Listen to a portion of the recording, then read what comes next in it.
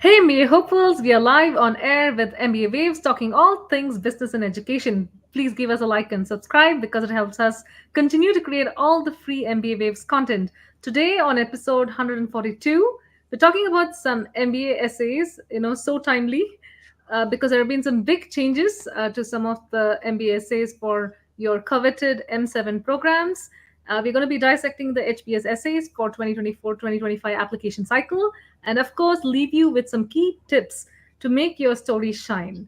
This week, I'm your host Krithika, joined by my co-hosts Eric and Bara. We are also joined by special guests and colleagues Linda Abraham, co-founder and first president of AIGAC, and founder of Accepted.com, Dr. Marlena uh, of Athena Mentor, Faisal Khan of MBA Prep School. I just realized that among us, we have 80 plus years of experience, with Linda having 30 plus years of experience in the admissions consulting industry. Welcome, everybody. How are you all doing? Well, thank you. Doing well, thank you.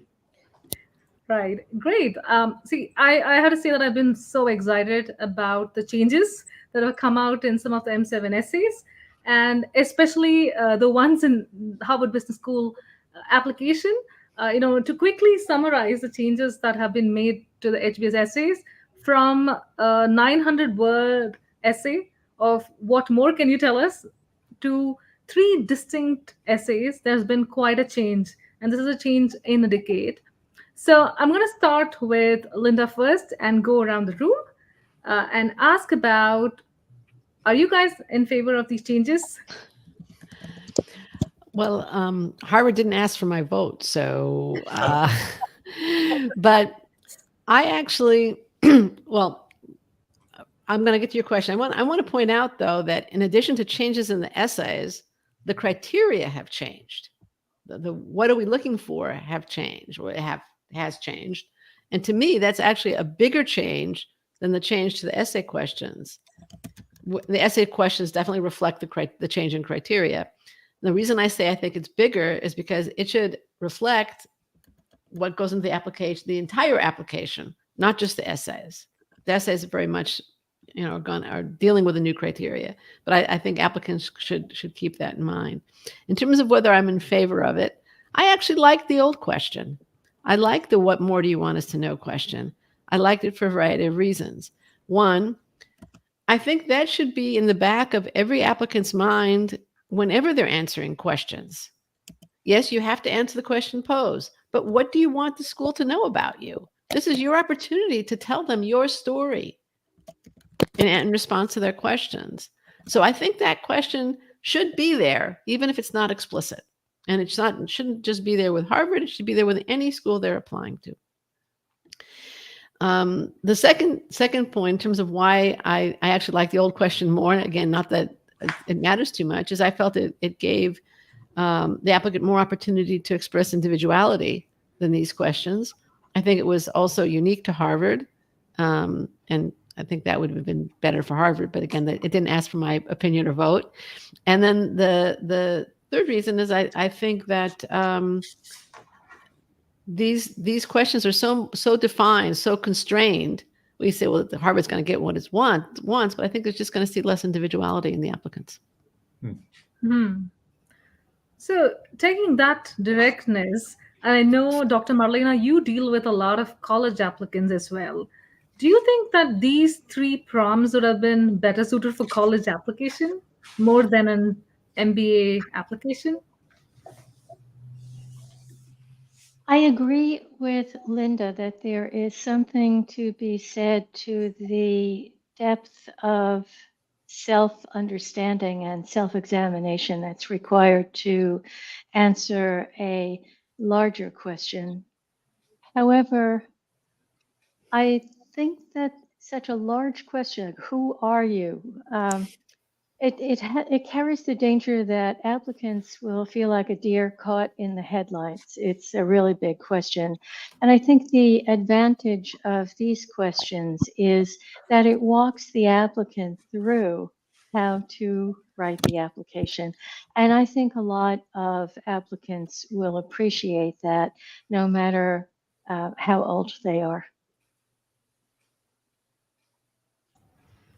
Thanks, Marlena. And that brought up another point of how these changes have happened after quite a long time. And, probably I'm going to pick Faisal for this to say, like, do you think it's reflective of the kind of MBA applicants we're seeing now?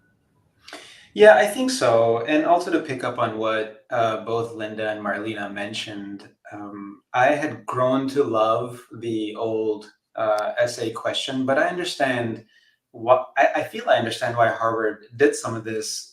There's also, uh, they're trying, I feel, to capture the element of diversity in light of all of the Supreme Court rulings in the US, where schools are not quite able to take certain backgrounds into consideration during application decisions. And I sense that they're trying to weave that into some of the MBA essays, especially the first one, this business-minded essay reflecting on your experience and how that's influenced your career choices and aspirations. I think that's a clear signal that they want you to talk about the struggles that you've overcome and how your background has influenced this on your journey. So in that sense, Krithika, I do think it's reflective of the type of student that HBS wants to see, leaders who are able to corral their collective experiences getting to this point and say, how is that going to influence how you're going to lead into the future? So it'll take me some time to digest this change, as it will for everyone in the community. But I like the structure that these questions are providing, and it'll be interesting to see how candidates begin to tackle them. Krithika, may I respond to the structure of the questions Absolutely. as Yeah. well as the content? I'm sure we'll discuss the content. But the first two questions are like a three-step waltz.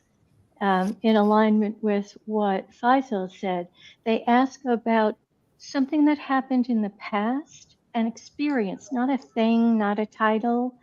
And then how did that affect your present? And implies or asks about the person you will become in the future. That's also a very classic storytelling formula, a beginning, a middle, and an end. I think this will help save some students from thinking that, oh, they're asking me to name a great accomplishment in my past, which, by the way, should be on your CV, not really just as naming it in these questions, but it encourages storytelling. And in that sense, I think it does encourage creativity. Any other comments about this? Yeah, it's a really interesting take on them. Past, present, future is a great way to structure any narrative, whether it's an essay, a story, or whatever. And beginning, middle, and end, as you said as well. Pardon me? Beginning, middle, and an end as well. Yeah, yeah. I think that all of them look at experiences. They're all asking for you to mention one or two experiences. They talk in plural, but the word limits, I think, would make it really difficult to mention much more than two, just, with some thought. And, I mean, I think the structure that Marlena mentioned is an excellent one. Yeah. Well, Linda, while I have you on the mic, breaking it down, how would we want applicants to approach the business-minded essay? Okay. Well, first of all, any essay, in my opinion, has to be looked at in context of the entire application. So you don't want, and I think Marlena alluded to this a minute ago, you don't want to be repeating the same great achievement over and over again, or anything over and over again. You want the essays to bring out different aspects of your experience and your background. And as Faisal said, I think diversity, and if you look at the criteria that Harvard posted this cycle, it mentions diversity several times. So that's clearly one of the things that they're looking for. I think there's two ways you could structure your answer to this. One is, what was the experience that influenced you? How has it shaped your career goals? And they're not looking for short-term career goals. They're looking for your aspirations, for the impact that you want to have. Harvard is about leadership and impact. So don't just focus on that post. Don't even talk about the post MBA job. It's what change do you want to affect? What change do you want to lead? What do you want to accomplish in a greater sense, not just in getting that first job? That's one way to structure it. The other way to structure it is to start with the again, I'm sure there are more, but these are the two that come to my mind. To start with the achievement of your aspiration, and then what was the genesis of that aspiration? What experience influenced you? How has it shaped you? And then you have the achievement already foreseen. So those are a couple of ways to structure your response. Faisal, can I ask you the same question? Yeah, I think Linda provides a really good structure. And if you're thinking about answering the business-minded essay, remember, Harvard is looking to learn from you. They want to have individuals that will thrive in that case discussion in a classroom. And what's happening in a case discussion? Your peers are looking to learn from everything that you say. Everything has to have an impact. It has to be short, sweet, meaningful. So you want to always have a lens of how am I going to tell Harvard something that they don't already know? So as you're considering, again, I know we're focused on this first essay, the business-minded question, think about what additional incremental information that would be really interesting that you can impart to the admissions committee by virtue of this question. It's challenging. It's only 300 words. You're going to be concluding it by the time you even begin getting into it, but you still have to try. Marlena, anything to add about the business-minded essay? Well, in line with what Faisal said, a 350-word limit lets Harvard Business School know whether you can get to the point. 300, sorry, whether you can get to the point. And this would be useful in a curriculum that relies on class discussion too, because you don't want people rambling. No. I think which was your biggest concern with the previous essays? Yeah, but that kind of goes to my point. By giving the word limits, they're not really seeing who can be succinct. When there was no limit, they saw who could be succinct and who wasn't. That's interesting. I have a question based on all the things that you're saying. I mean, we're talking about what's there, but I'm curious about what's not there and how you might want to integrate something that you felt was really impactful in previous years' essays or in either other schools' essays that you think is important. Is there anything that you feel that you're going to advise students to include that aren't specifically stated they're being asked for? That's a really good question, Bara. I'm going to jump in and want to hear from the other panelists as well. I think one of the questions that I'm a big fan of is Stanford's "What Matters Most to You?" And previously with Harvard's open-ended question, there was a way to weave that in, and there's a little less opportunity to do that in this new format. But I still encourage applicants to see if they can somehow do so, because that really helps set the groundwork for why the Harvard admissions officer should consider you as a valuable addition to their future class. I think it forces people to concentrate on an example, max 2, as Linda said, instead of saying, well, what matters to me is world peace. And good, but is there a specific problem that you solved in a business-like structure and showed leadership in undertaking the solution to that? And just to show that I'm not exaggerating, I really do remember a teenage applicant who, when asked a similar question, told me with excitement about a Model United Nations meeting at which her cohort had unanimously voted to end poverty. And I said, and no one voted for poverty? So, Come on. So I think that the structure of the current essays really force people to give a tight example, and that will come into the discussion, I'm sure, when we turn to AI. Oh yeah, Marlena, since I know you're so into the world of the Ivy Leagues at different levels of education, in the undergrad years and so forth, this return of Harvard to back to this question, it's been a very long time since they asked this question versus the open-ended. Do you think there's some kind of parallel to the return to requiring testing? There was a while that test waivers were becoming a thing. Standardized testing has been under the microscope for decades. And with COVID, it was even more of a push to make more flexibility. But you've spoken about the results of that before in your articles in Forbes and so forth. And like, is there a parallel, you think, this return to a traditional brass tacks kind of essay along with the testing? I think that in both cases, for college applications and for highly selective MBA applications, the college or university or business program wants to dissuade people from thinking this is a contest of accomplishments that can be listed, and more about character and what you can contribute to the class and what you aspire to become. They want to know more about you as a person and your ability to follow through on commitment, no matter what obstacles might lie in your path.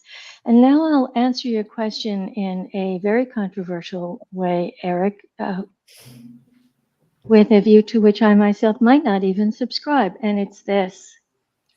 The SAT was originally billed as an aptitude test, not a content test. And it could be said that it still is, that it examines ability to answer questions in a logical manner, not on the basis of facts that you may or may not have memorized. Right.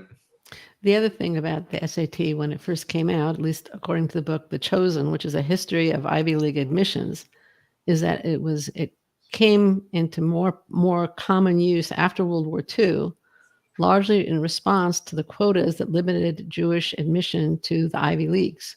And it was an attempt to even things out and make it more of a meritocracy, which is ironic given the criticism of it in the last, 25, 30 years. And yet some of the defense of it. Right. At this point, that's why Dartmouth has gone back to it. I think MIT has gone back to it for those reasons also. But it is ironic, given the criticism of it, how it came into more common usage. Interesting. But well, the test also changed, right? Pardon me, Bara? The test also changed over time. So like an original question might have been like, what is a saucer? And certain groups of people might not know what a saucer was. They might have known it as a flying saucer, not the thing that you put under a teacup, right? And so they had to change that. The doctors were not all men, right? Right. Over time. Right. So the test has really gone through a lot of changes and has gone through a big change recently too. So going back to your question, Bara, about what's not stated explicitly in the essay questions, and I think this relates to what Marlena was talking about, was it's not asking explicitly for challenges overcome or diversity elements or disadvantaged background or anything of the kind. But I think it's kind of implicit in the growth-oriented essay question that's what they're looking for. And again, I think if you're looking at the criteria that would support it. The other thing that I think is missing is from the business-minded essay, and that is a definition of business. Clearly, not-for-profit groups are included in businesses, as are governmental groups. A lot of businesses would say that government isn't a business. But, so that's kind of an interesting question also, and it's not stated explicitly that I could find on the website anywhere. I'm glad that Linda brought up the fact that the past experiences it is left up to the candidate to decide whether that experience is positive or negative. You have a choice. A lot of times they're both. Yep. Learning from your failures. To me, the business minded essay I thought was looking more towards somebody going into a business. So they were possibly not worried too much about where they were coming from, but more about where they were headed towards. I think it's both, Kritika. I mean, they ask, please reflect on how your experiences have influenced your career choices and aspirations and the impact you will have. So it wants both in 300 words. Yeah, one thing I'd add is don't forget the impact you will have, right? Yeah. We were talking about this earlier. Harvard wants to admit individuals that are going to have an impact on the world, and so as future business leaders. So talk about what changes you will bring about. It's not just I want to first in the short term do this after my MBA, then in the long term go on and do that. What are you changing? What impact are you having? If you want to go into fashion, are you going to impact the way fashion is perceived in emerging markets and underrepresented communities? If you're going into clean tech, I'm making things up. What impact are you going to have? Is there something that's underserved that you want to change, right? So make sure that the impact portion doesn't get lost. Do you see yourself changing consulting to a subscription model? Yeah, that's a great one.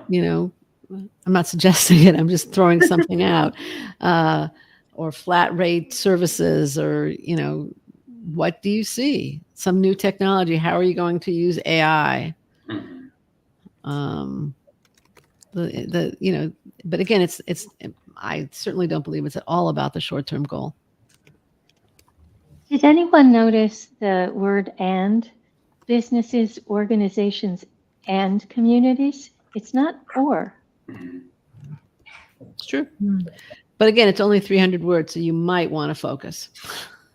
Right.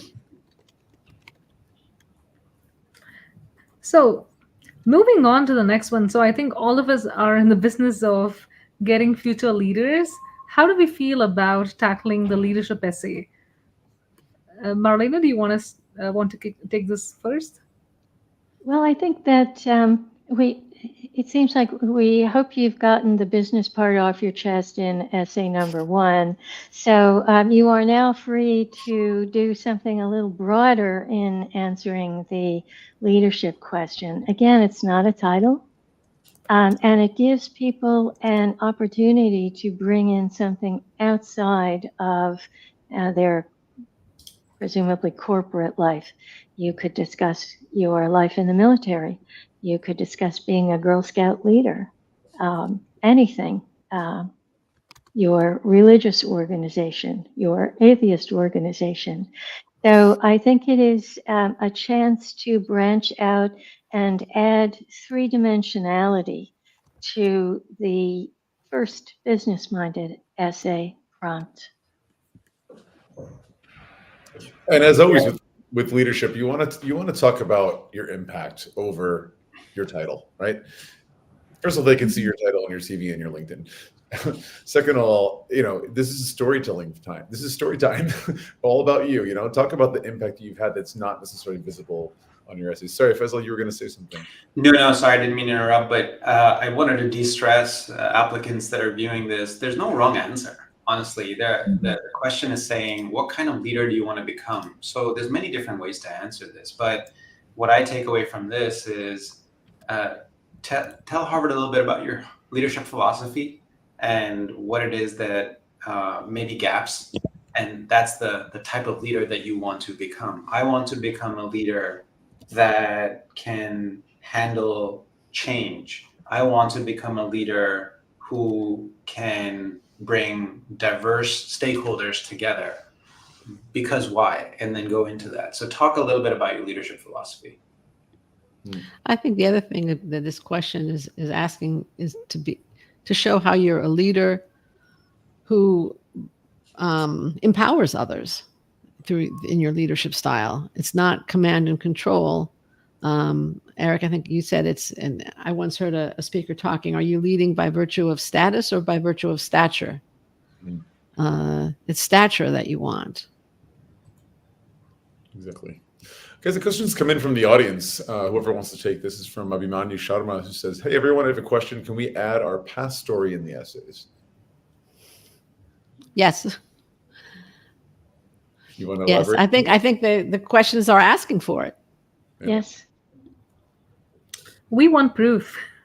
Yeah, they want experiences. They're asking for experiences. Those would be those would be the stories that you can tell. But it can't be a self-contained past essay. It has to be past as it shaped the present and points toward the future. Definitely.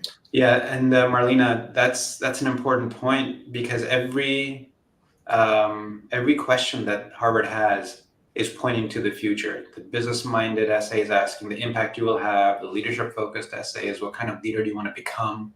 And the growth-oriented essay was, well, that's all about growth. So right, it's implicit. It's implicit. So it's okay to talk about your past, but with a lens to the future. Right. Contextualize with the past. Or if you're talking about an experience that taught you something, then yes. But yeah, it's definitely pointing towards the future, as you clearly pointed out.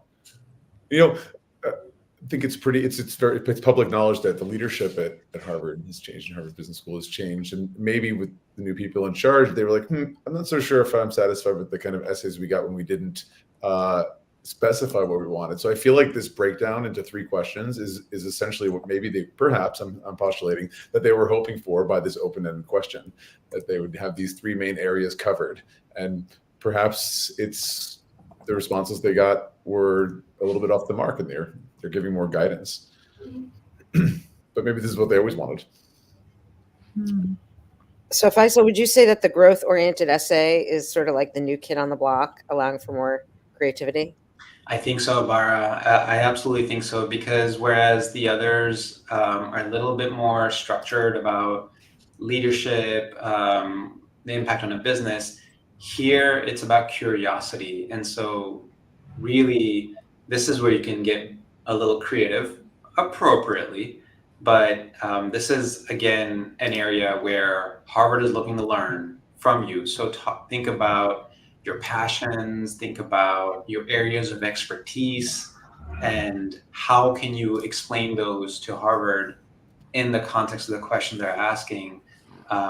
Share an example of how you've demonstrated curiosity. So think about how you've grown, and through your passions, how has that impacted your development, and where do you want to take this into the future? So I definitely think this is where you can exercise creativity. Again, 250 words, it's not going to be long, but you do want to tell Harvard about this outside of work component if one exists in your background. What do you anticipate as examples, Faisal? You know, this could be if you have been curious about how things work and have then gone on to attend conferences, congresses, or contacted leaders in a field adjacent to yours to help you learn. How do you grow, and how does that curiosity help you grow? I also think about the Harvard philosophy about keeping the theoretical light and focusing more on real world examples. And that's why the whole case-based philosophy exists and is ingrained in Harvard. So how have you learned from the streets, so to speak? How have you gone on and looked for ways to answer a problem when a textbook may not have been enough? That's the guidance I would give to individuals looking to answer this question. It could also be, though, a community service kind of thing. You see a problem in your community, you start to research it, you take some responsibility in it, in terms of solving the problem. And responsibility always grows a person. It's like you water somebody with responsibility, they're going to grow. and that's another possible approach to it. Or you get a hobby, you get curious about something, and you start, maybe, I don't know, astronomy, the stars in the sky. That might be a little harder to show impact, but maybe you can get really interested in clean tech as a result. Maybe you live in smoggy Los Angeles like me, and you get interested in how you're going to clean up the air. So there's lots of ways to show how your curiosity spurred growth and potentially, as I mentioned, an assumption of responsibility on some level. Yeah, maybe a more concrete example that jumped to mind, Linda, as you were talking, as a former client of mine who was based in the Chicago suburbs.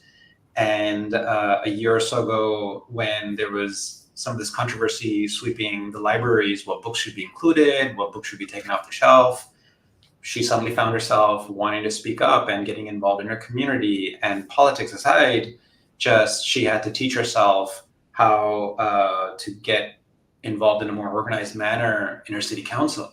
And then before you know it, she was running for positions in city council. So that's the type of thing where Harvard would really enjoy learning from you. Let me ask the group, HBS has always prized habits of leadership, community service, analytical aptitude, and appetite. Do you guys think these are being evaluated well in the new essays? Those are the old criteria. The criteria changed. I think the habit of leadership is still there, to be sure. I don't think it's asking for analytical aptitude and appetite in the essays, but I'm not sure it asked for that in the previous essays. I think it's visible in the transcript and grades and the work you've done and all kinds of other places. Community engagement, I think it's implicit in the essays, yes, and the criteria, the new criteria. Yeah, I agree. Now, Linda, like one, and again, this is to the entire group, like one thing that came to mind was how can students differentiate themselves and stand out in these essays? Because these seem to be so tight, and some examples, and even stories. So what are some ways that they can stand out? I would say stay focused. Know who you are before you start answering the questions.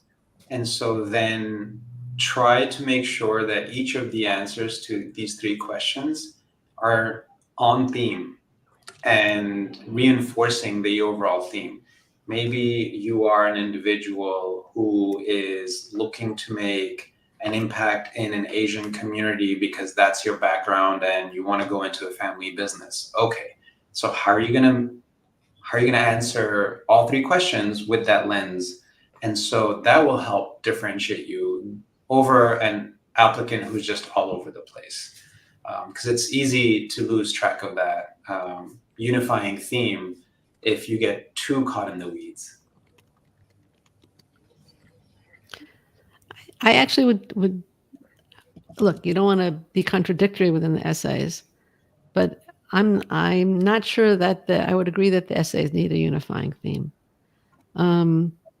We're all individuals. We're complex people. We have different interests, and we don't have a unifying theme to our lives. At least I don't, and I don't know too many people who do. So I think that the essays are opportunities to bring out the multidimensionality of the applicant. And I think that's actually more important and more distinctive than a unifying theme. I don't want to come down on you, Faisal. I really don't. But I do disagree there. So, as I said at the beginning, I think when an applicant approaches an application, they have to look at the different elements and make sure that their individuality comes out in the sense that they're not a unified theme. They have different interests. They're going to have high points. They're going to have low points. They might have some quirky interests, and they might be very conventional in other ways.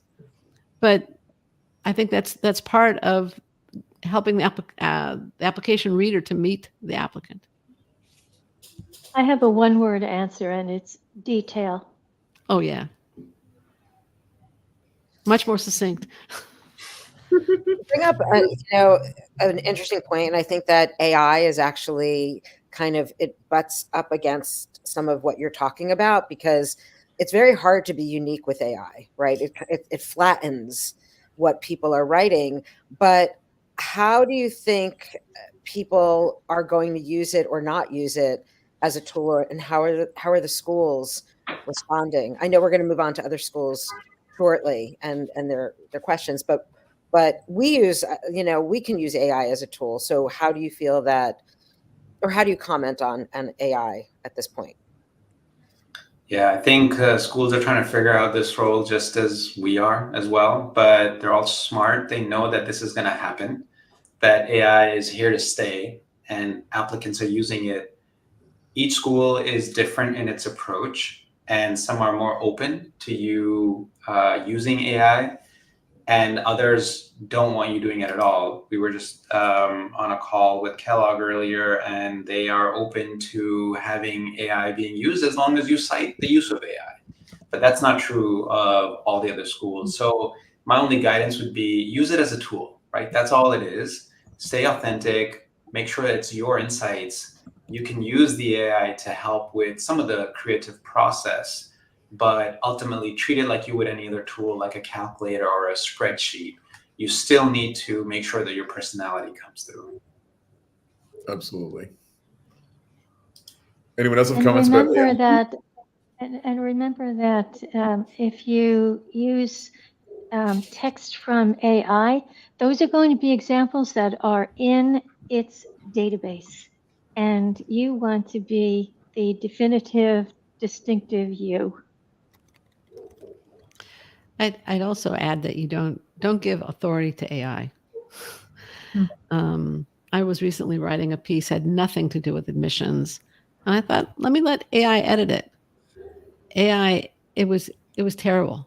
It wasn't that I was introducing grammatical mistakes. No, grammatically it was fine. It was just very stilted and stuffy, far stuffier than I normally am, and and You're not stuffy. and I hated it. I just ignored it entirely. I posted the piece, and I got incredibly positive feedback on it. So don't look at AI as authoritative. As Faisal said, it's a tool. It's a tool very much in development also. Mhm. So, use it with caution. HBS, by the way, is very clear that does not want you to use it at all in its application. Sure. Yeah, you're right. It's absolutely in development. It's like at the Casio stage. It's not a TI-82, right? If you want to compare it to a calculator. It might be, what do they call it? The beta? I think this is gamma or delta. I mean, Yeah. All right. But I think it's also not the place for it. You might want to play with it elsewhere, but not in your applications where you're being tested for your prowess and your ability to tell a story and your voice. Absolutely. All right. We've been talking about Harvard a lot. I want to talk about a couple of other top schools, some M7s that are also on the list. And excuse me. If you want to, we can look at Stanford or Wharton. Does anyone have any preference where we start off? How about looking for threads? What have people been seeing as common themes or types of changes that they see being made across the board? I'll give a one-word answer this time: brevity. Brevity, yeah. In the question or in the word count? The word count. Just to point that out. Good point. Good answer. All right. I'm going to propose that we have a look at Stanford now. Didn't mean to draw Linda onto the thing. I'll do that, actually. Just comparing what we just saw over with Harvard to Stanford and Wharton. Who wants to take a stab at one of these in terms of feedback, comments, observations? I think the big change with Stanford, if you call it big, is really just the word count, and that's what Linda was saying, brevity. So it's not massive. They've gone to 1,000 words, where I believe last year it was like 1050. So I'm curious as to how they chose the 1,000 word limit. Maybe it was just a nice round number, but it just makes it even more important that you get to the point quickly. And I'm intrigued by the fact that in their recommended word counts, where they've trimmed, I believe, is in the why Stanford, rather than the what matters most to you. They last year were recommending around the same number of words, I believe. So that is a signal. Stanford knows why you're applying to Stanford, they feel, but they really want to understand what matters most to you. So make sure you're allocating your time and effort accordingly. Absolutely. Anyone else? I would say that some of them, like Kellogg has changes and Columbia has changes, but others don't have too many changes other than like word count. Of course, that matters, but not in the questions per se. All right, well, let's dip down to Kellogg then. So I'm going to put it larger on the screen so everyone can see. So put it out there to our three guests today. Who has some comments about Kellogg? What have they observed? What are their thoughts about the new essays here? The first one reminds me of a parfait. So many layers out there to tackle. Yeah, Krithika, I think you're onto something here. There's so many layers. They're asking this one question. Sorry, I cut you off there, Faisal. Could you repeat what you said? No, I was just saying that I agree with Krithika's analogy. There's so many layers to what Kellogg is asking for in that first essay.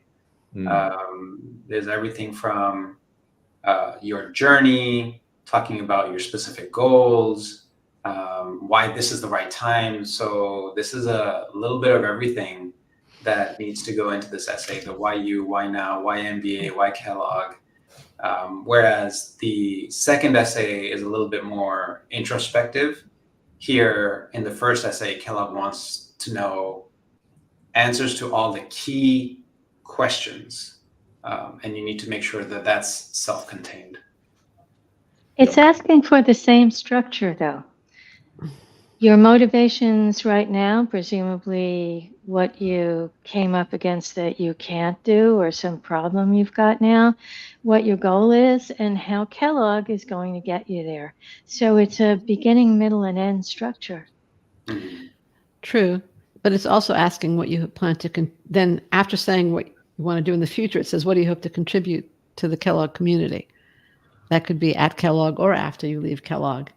I don't think they're talking about, financial contributions. But again, I think your structure is just a very good way to approach the question. But it is a little bit of everything but the kitchen sink is in that question. Yeah, they could have learned something about the soul of brevity. But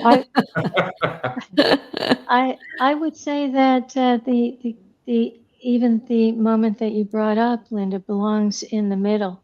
The at Kellogg, why us, why our community, and asking how you plan to contribute is part of what you plan to get out of it. It's Right. the mirror image of the middle. Yeah. Should we move on to another school? Look at Booth. Yeah, Booth has pretty much remained the same from last year. Not so much change there. Mm-hmm. The one thing I like about Booth is they have a minimum limit and not a maximum limit. Yeah. Right. Someone from the audience was asking us to discuss Wharton, so let's pop that up on the screen. I think the first Wharton essay question, to a certain extent, is what you hope to get out of the Wharton experience. And the second Wharton essay question is what you hope to contribute, or what you hope to give. This is where I feel most applicants get tripped up. The second one, what are you going to give? And it can't be superficial. I'll be a member of this club. I will help lead this event. You really need to think about how are you going to give back to Wharton. And this really forces you to make sure you know what Wharton stands for, where its strengths and weaknesses are, so you can address them. So this is a tricky one. It trips up a lot of people. And I think the key lies in the word meaningful. Specific is also important, but I agree with you. Details, yeah. All right, so Colombia had a change as well. Moving to Colombia, I should say that I liked their previous one, which said like what was your favorite song or book or something in the earlier years.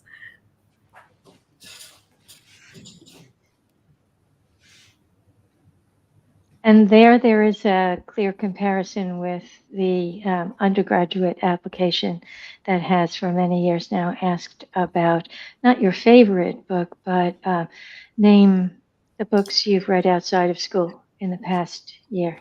Name the art exhibits you may have gone to, the theater productions you may have seen. Mhm.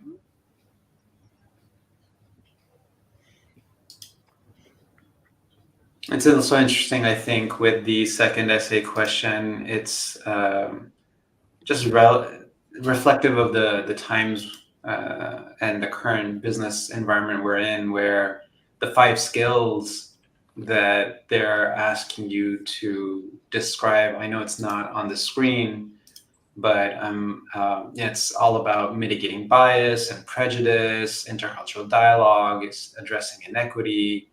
There's a lot in there that can be really meaty, and an applicant has to think about how they've contributed to those areas.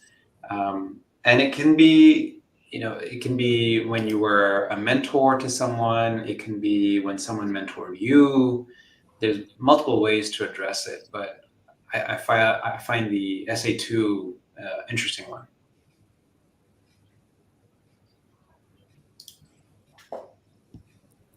Just looking at the third one, how would you co-create your CBS MBA, your MBA experience at CBS? Please be specific, going back to Marlena's point about detail. Again, you really have to know what you intend, how you intend to use your 2 years at Columbia, what you're going to take advantage of.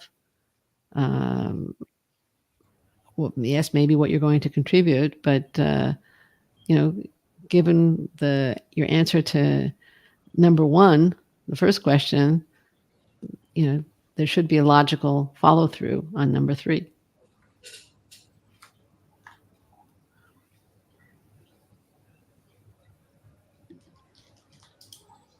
Jump over to one of the other schools. Let's see. Not looked. I've got a quick question. Do any of these schools, does anyone know offhand, do they have any of the video essays or any of them? I think Kellogg does. Kellogg? They do. I believe so. Mm-hmm. Kellogg Yes. does, MIT, Sloan does. Mm-hmm. So, and I liked Linda's point before, which said that don't look at these essays separately, because you have to look at the whole application and also the other elements where you would have the ability to probably bring a facet that you couldn't before. And what I see common among some of these changes that are in these schools is that it allows for a more flexibility and also directionality, which I think helps current candidates, at least who are, and probably it's also reflective of the kind of roles that are coming up for applicants this in these current times. It's also reflective of the changes that are happening in the job market too, with even like traditional industries like consulting and investment banking and other things undergoing sea changes. I feel that this is going to help them more. All right, so There's another. Oh, go ahead, Marlena, please. Sorry. I'd like to ask the rest of you something about the questions that ask about the MBA experience, both the what you're going to get and what you're going to give. It seems to me that that's a way for a school to find out if the candidate has any sense of what's going to happen while they are there. Perhaps others of you have had this experience, but when first asked about what is your goal, I've heard too many people say to get in, to get admitted is my goal. Yeah, and then what? And then, well, yeah, and then I'll have an MBA. And I thought, Yeah, anything in the middle there? No, not much. I want that Or stamp. after. Yeah. And then asked, well, I see top of your list here is Harvard Business School. Why is that school top? Well, because it's Harvard. So I think that the term meaningful doesn't really belong anywhere in that sentence. And okay, after you've got the vanity license plate, then what? Swag. Yeah. Yeah. So, there's your vanity license plate, but I think that that might have something to do with why we see schools ask specifically about the experience part. Mhm. Yeah. They're And Oh, hoping you're going to grow and definitely. change. Definitely. yeah. And They I want think to that, know that you have a good reason for applying. I Yeah. didn't mean to cut you off, Faisal. no, please finish. They want to know that you've looked into it. I mean, we've all talked to people who say, "I want to apply to a top 10 school." That's Yeah. thoughtfulness. You might as well throw a dartboard at a U.S. News and World Report. Right. No, Dartboard. and Linda, you took the words out of my mouth. It's there's so much more that a school is now asking you to explain to them. Like it cannot be because of the brand or it's a top 10 school or an M7, and explain to the school meaningful. Marlena brought that up multiple times. What meaningful contribution are you going to make? Well, that you'll only know that if you've really thought through why you're applying to that school. And it has to go beyond rankings.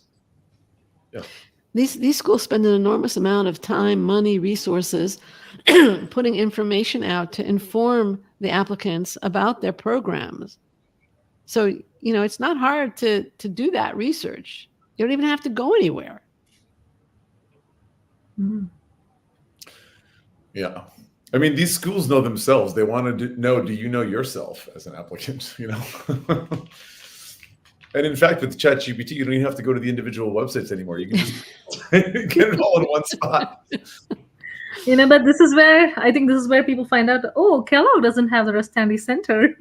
Oh, it was Booth. And all the facts being messed up. But yeah. And in So, line with what, sorry, with go ahead, what, Marlena. in line with what Linda said, an admissions committee member from a school which shall remain nameless asked me at a conference, well, he said, I just don't understand why anyone would need an admissions consultant. We put everything the candidate needs to know on our website. And I kind of felt sorry for him because obviously he doesn't meet people at the stage that we do, at the Right. very beginning. And he's not in a position to encourage people to say, did you look at the part about this center, or did you even go to the website?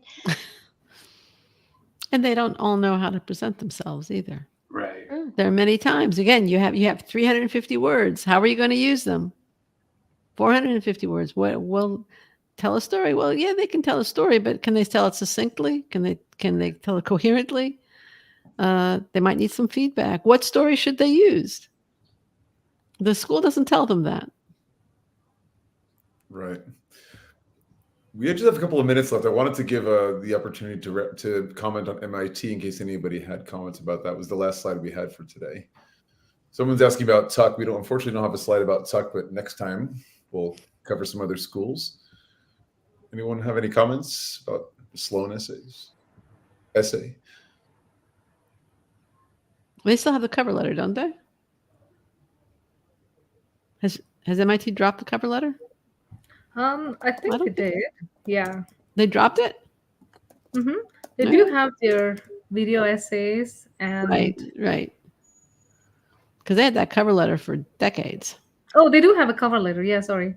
The other so this is like just an additional essay to the one. They do have the cover letter of 300 words still, Right. along with Well, two video essays. This prompt is the clearest example of what Faisal brought up some time ago. It asks about a person's background. Yeah, this is, I think, in my opinion, just reflective of the change that's happening in the admissions landscape, both at the undergraduate and graduate level, where without explicitly asking you for structural hurdles and inequities and challenges you've overcome. This is an opportunity for you to describe some of this so that the admissions teams can look at the complete picture and make a decision in light of all the new legal rulings that have been addressing and updating the admissions landscape in the United States. So, and you all know that a lot of them apply to multiple of these M7s, if not like more than 3 or 4 of them. Do you feel that there's like a particular order in which they should attack these essays or applications? One might be the dates, the due dates. It's very practically. That would be the most logical, yeah. Yeah. I like, Linda, I have a slightly different approach. I like if my clients are applying to Stanford, I like to start with that because, and again, this year, they haven't changed much from previous years. The Stanford essays really force you to think about what matters. It's in the question. And then also the classic, why MBA, why now, what are your career goals? And so I tend to start with that first and then move into the other essays.